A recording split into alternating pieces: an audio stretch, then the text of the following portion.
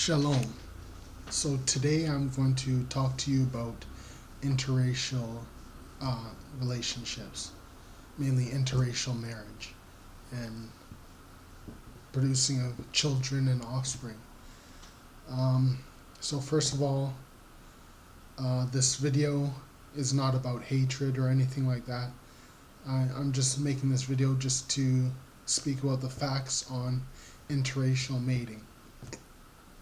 Let's see what the Bible has to say about interracial relationships. We're in Deuteronomy chapter 7 verse 3.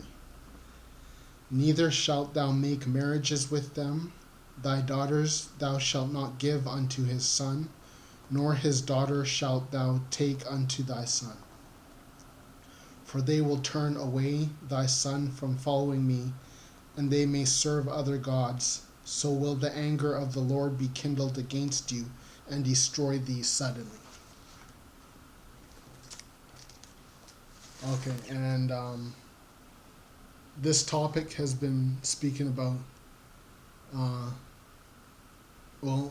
this brings to mind the depopulation of Africa as an agenda set forth by, has been spoken about by Prince Harry and also French President Macron, and I think this is a timely video just to speak about this topic. So I'm doing this video for melanated people who look like me. There are 3 reasons I'm going to give against interracial mating and marriages and interracial unions. Okay, the first reason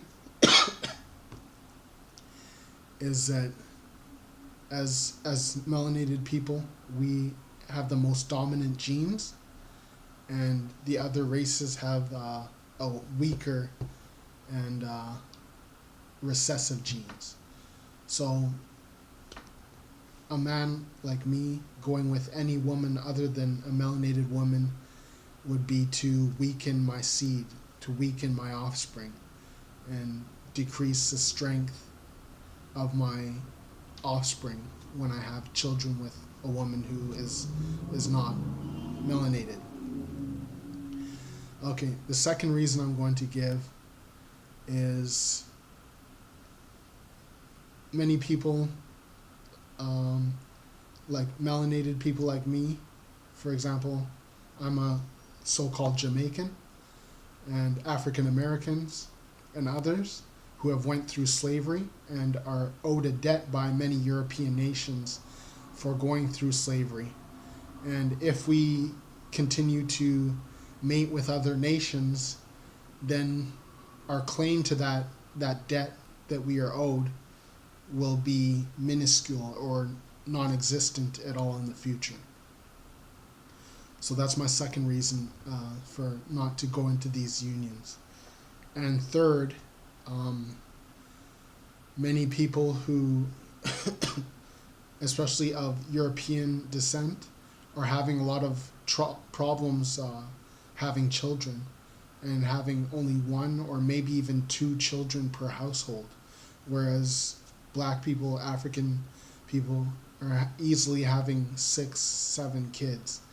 And so there's something, sort of a genetic defect in many other nations. So if we are having children with them, we're going to put ourselves at that loss, or that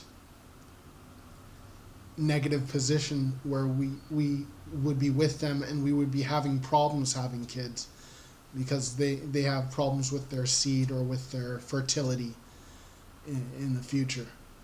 And so those are my reasons as to